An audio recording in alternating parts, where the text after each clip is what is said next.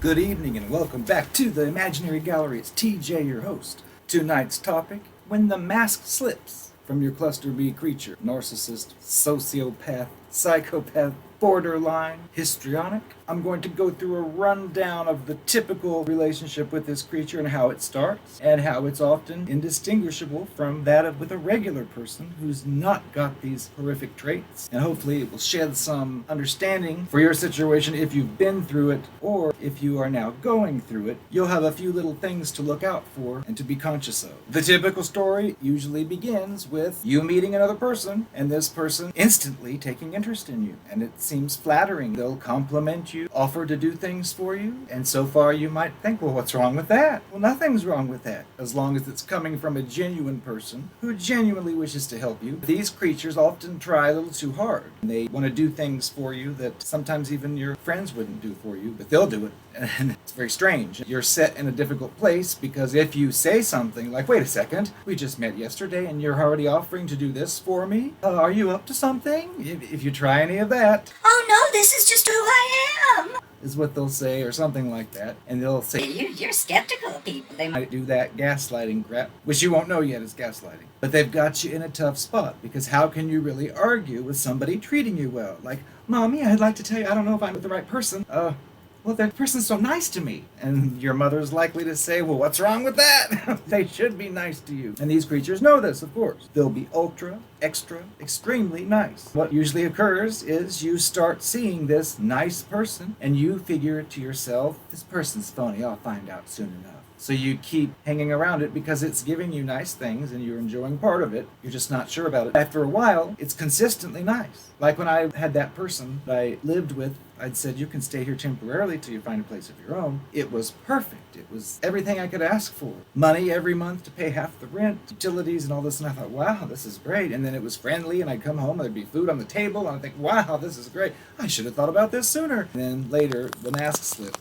And I'm here to explain this phenomenon with you, because a lot of us will fall down the same trap as well. Because what the story is here is we've met this wonderful person, seemingly. They've treated us so well and done so many things for us. And you could even say, hey, Father, this new person I met, this person did this for me and took me here or there. And then the father might say, oh, well, it sounds like that's a nice person. Your experience with this person is nothing but happiness, nothing but friendliness. There's probably no arguments. There might be teasing things, like if you say, oh, I love Taylor Swift, it might say, well, I can't stand her, but I do like all the other music you like. Sometimes they'll do that as well in a phony manner, because they don't want it to be too obvious that they're agreeing with and liking everything you do. So they'll pick something, in a lot of cases, just to disagree with or just to dislike. But there's usually no substance behind it when you ask them to explain. But your experience up to that point is all nice, so you don't have anything else to consider. So what can happen is you get closer and closer, you involve more things together. Maybe you move in the same place, you buy a piece of property together or something. Of course, it's hard to resist when it says, oh, let's do this together, when it's so nice. You feel kind of foolish because your intuition may be telling you this is a little bit too much, but I'm getting treated nicely, so what's to complain about? And that's exactly what they want you to feel and to think. Your experience is like when you're a child and you grow up. Your experience is what you've seen up to that point in regard to certain people, places, and things. Well, in this case, all you know is niceness. What can happen is after you've gotten kind of comfortable with the person, at one particular point, for any particular reason, often a ridiculous reason, you'll see this nice, wonderful person all of a sudden change and like scream or use language it never used before, or call you names like it's never done before, and you'll just be shocked thinking, what in the world is this? Well, my dear, that usually is the mask has slipped. They usually don't let it happen until at least there's somewhat in the door. That way you can't easily just say, shoo. The mistake a lot of us will make is we've gone through this situation, we've enjoyed certain parts and told ourselves, oh, well, I like this and I like that. We're like moving towards thinking something serious with this person, but then all of a sudden one day they flip out over something ridiculous and we just think, what is this I'm seeing? It doesn't fit with anything else I've ever seen. Well, what we're tempted to believe is that the person we've been around all this time is very nice and wonderful. However, something happened to trigger it to act in this strange, other, new way. And we're thinking that all we have to do is convince this person everything's fine because we want to get back to that happiness. All that love-bombing idealization, it's addictive, and we now feel like we're losing it. So we'll say things and think to ourselves, I know every experience I've had so far with this person's been great, so that's the person I know. this new thing is something new. I'm going to have to condition it out of them or convince them not to act that way. It's often irrational, like stupid things. Like when I said call names, if it's mad about something, instead of saying, oh, I'm really mad about this, it just says you're a blank and you're a that or this. And that doesn't really resemble an adult's problem-solving ability. That's more like a child, because remember, what you're dealing with ultimately, a child in an adult body. But we often will try to fix it, thinking, okay, we've just got to get back to where we were, and we try whatever we do. It depends on the creature, though. Sometimes the creature is doing this because it's already found someone else and wants to mess things up with you, so it has an excuse to leave, even if it's only temporarily, and then it would run off to the other one. That could be one reason. Another is it just slips by accident, and it didn't intend for it to, and then, if it still wants to get supply out of you, it'll probably say something like, I don't know what came over me. That's not how I am. You know I'm not like that usually. and you'll say, and you're right, and you'll be thinking, good, I'm not imagining things. The problem here is that you would have no way of knowing is when that strange behavior occurred. It's the reverse of what we would think. We think that this is just a temporary fluke and that the person we know is the person we know and that's it. The problem is that that creature we saw a glimpse of is really what this creature is all about. That's who it really is under its mask. You're seeing it temporarily. And the sickening thing about it is that is their real personality, and that's despicable. Nobody would want to be around that kind of personality, and this creature knows that. So if you got mixed up in such a thing and you did fall for this foolishness and it ruined your life, or it feels like it did, or it just ruined things for you, because again, you wouldn't have had any way to know that that's what you were dealing with. You could suspect it, but even if you suspected it, these creatures have ways to try to steer you away from that line of questioning if you suggest, are you faking this? And for all you know, maybe it really was a fluke. Maybe they really are the nice person you know. But if you're dealing with one of these disordered creatures, the reverse is true, meaning it actually is the evil creature that you saw the glimpse of. It's been basically acting. So all that friendliness was effort on its part. And what's sickening is these creatures view that acting as a regular person might, who's working really hard to make their relationship be healthy and fun. They might Say, oh, relationships are hard work. but that's based on real emotions, real discussions, real feelings. With these creatures, it's all phony. They're wearing a mask the whole time.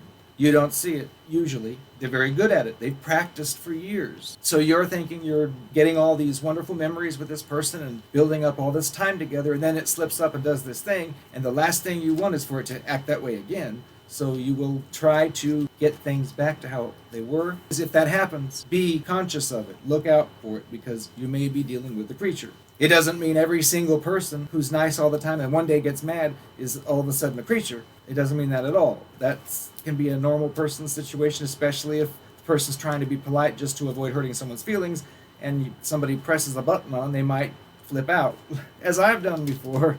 But that's because these creatures knew exactly what button to press, when normally it would just be like, oh, I don't care. But they just know how to get to the point so I'll become enraged, which is very rare, but it did happen a few times.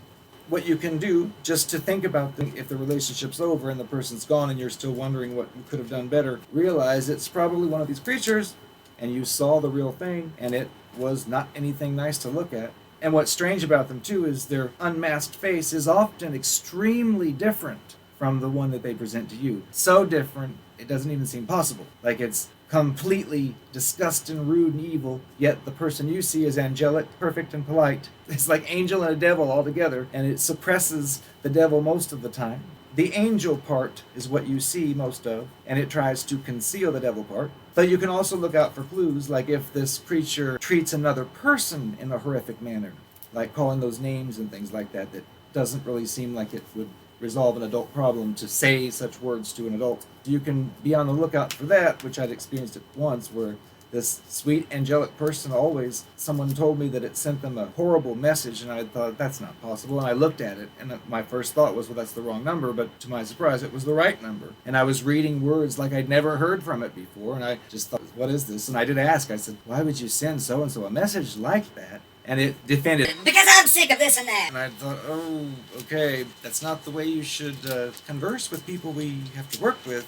I gave some advice, but regardless, that was a clue, which I didn't pay enough attention to. But just think to yourself that you're much better off if it's gone. Why are you better off because it's gone? Well, because imagining having to go through life faking who you are. But let's say you have a job. You have a job working as a bank teller. Your responsibility is to look nice, professional, be happy, be positive. Not all of us are those things all the time. Like if you're at home, relaxing, it's your day off, you might be lazy, you might be irritable, you might be tired, you might want to lay down, and in your private time, you're free to do all those things. But when you have to go to work, you have to kind of put on a mask. Now in this case, the mask is being put on as a matter of utility for a job that you have to perform, and you're expected to do certain things, and you've agreed upon doing them, and it's not anything fake. It's not like you're falsifying who you are in order to get something out of somebody. Nope, you're putting on your professional face, and you're going to work. And imagine if one day you're hungover, or one day you're really tired, or you're really mad about something. What do you have to do? You have to learn to put that aside and, hi, can I assist you? And it's fake, but it's part of the job. Imagine doing that for 8 hours all day. The last thing you want to do is be phony when you get out of there. It's natural and normal for us to leave our workplace and kick back and relax. That's how a regular person's life would be. Imagine these creatures, it's as if they're at work all the time when they're dealing with you and their others. They're putting on that phony act that goes against who they are, just like with you. If you're really irritable one day and you have to go in, you're still going to probably try to get by with a fake smile. Glad to, oh, no problem at all. Oh, no, take as much time as you need. As you're thinking, oh, get out of here. That's tough because you don't want to slip up there and have your mask, in a slightly different sense, drop where you're saying, look, lady, get out of here! Then you'll be punished and possibly lose the job, so you know not to do that. These creatures, they may have a job too and they do the same thing, but then it's like they're working double, triple overtime because then they deal with you and they're doing the same thing just in a different manner in order to get supply from you. It's like you never have any time for yourself because yourself has been buried underneath so much filth. All you know is putting on different masks. You have a different mask for each person, and imagine all the energy you'd have to spend living that way, where you couldn't just sit back and be yourself like you do with your creature, and it sits there and pretends to go along with it when it has no idea what you're experiencing because all it knows is fakery. So be glad you don't have to live your life as a fake.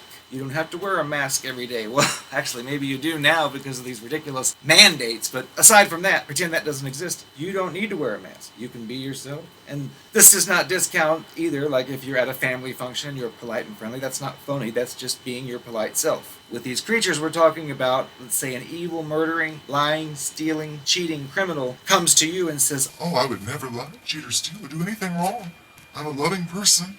no, it's not. When that mask slips, you'll get to see it, and it's not the prettiest thing to see. So if you do see it, the best thing I would say is just keep it in mind and realize the person may not be quite as perfect as they seem. We think, this is too good to be true. Nobody's going to be that interested in me that quickly. Again, the defense, if you try to say, no one likes me that much that fast, they're going to say, What's wrong with someone liking you? I just like you out of love. it's hard to argue with that because you're like, oh, well, maybe I am. And then there's the gaslighting. You're thinking, well, maybe I am just being too sensitive. And no, you're not if you're dealing with one of these creatures. But they're prepared. They've heard it all before. Whatever you may say to object, they've heard some version of it at some time. And they know when their supply is being threatened. If you make them aware that you're aware that something's not right, they'll do all they can to try to make it better. Thing is, it's not real. So if it did leave, celebrate. I am loveless, never, and cheeky, whatever the I ain't no crime. I'm a class act beauty. Much higher class than you, so we can do without you. Sweet note. But I'm back to give some more confessions.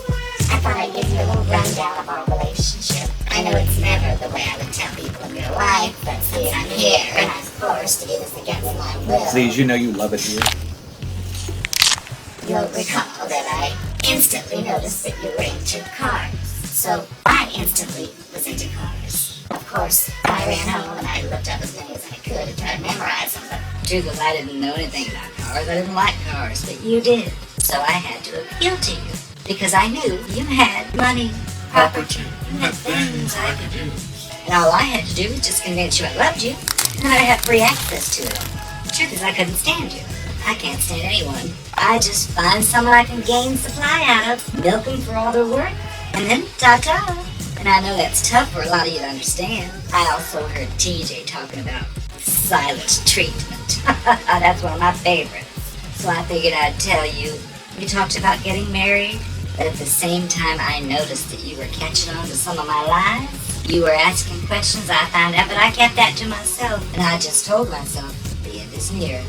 I've gotten in too far with this one because several other people I was with during the time I swore there was no one else came into contact with you. And I knew you believed them because you knew them way longer than you ever knew me. Sometimes I can pull that one off, but I couldn't.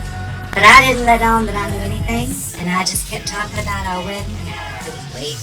And then that one weekend when you had to go uptown, I packed up and I was gone. Came back up to him, and I changed my number. I told everybody I was in an abusive relationship and it was you. And they all hated you. They believed me because I can be convincing. I know that you tried to call me. People kept telling me, He wants to call. He wants to call you. I said, no. don't go out. I want this person to suffer. Because I think it was a matter of time before you figured me out, and I have to be the one to end it. When you finally found my phone number, I have to call up my ID, and I just didn't answer it. Simple. I just pretended to make it didn't exist, and it was really annoying because I was trying to really be supply. I just told my new love that you're an obsessive, jealous, evil ex, and all you do is call me on the phone and I'm through with it, I can't take it. And he threatened to take care of it for me, but I said, oh no, he's violent, he'll kill you. He'll kill you, don't kill you. You couldn't have lied. He didn't need to know that. And I basically did the very same thing with him, except it wasn't hers that he liked. It was motorcycles. So I got myself a home. I took lessons. I felt like I was embraced too. A cool rider I was. And I saw that Nazi Pelosi witch. Getting her hair down, her ugly face, and her ugly hair approaches. She put a bag over it. Like that disgusting Chicago rifle.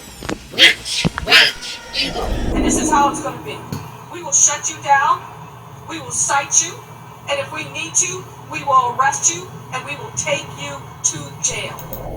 They think they can go out and get their hair done, but we can't? I don't think so. That is stupid.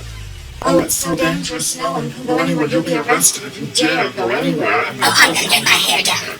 Well, I have to. I'm the face of the city.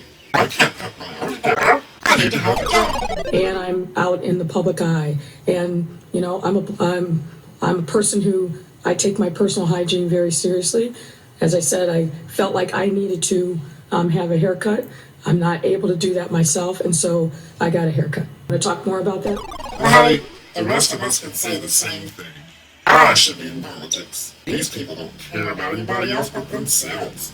That would be right up my alley. But yes, I wasn't thinking of you, except how annoying you were when I was trying to get the new one, and you kept trying to reach me. I saw the telegrams, I saw the flowers, I saw all the letters you wrote. I just kept them and studied them and memorized some of the lines of them because they're pretty romantic. And I figure, well, I can use them. The next time one starts to figure me out, I'll just borrow some of your lines. It's worked before. Sometimes they get the strangest look on their face, and I just pretend like it's a joke and laugh and walk off because I don't know what that stuff means that you all say. I just mirror it and copy it, and it usually gets me what I want. When it doesn't, I just say, oh, I was kidding. Can't you take a joke? That usually works too. With that motorcycle guy, he's mad at me because I accidentally crashed his.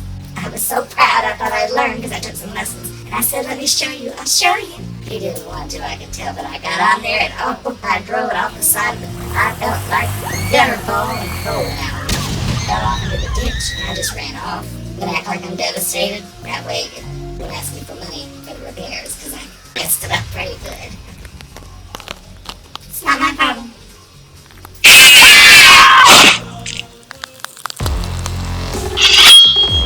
I'm the most beautiful narcopath you've ever seen. Don't believe me?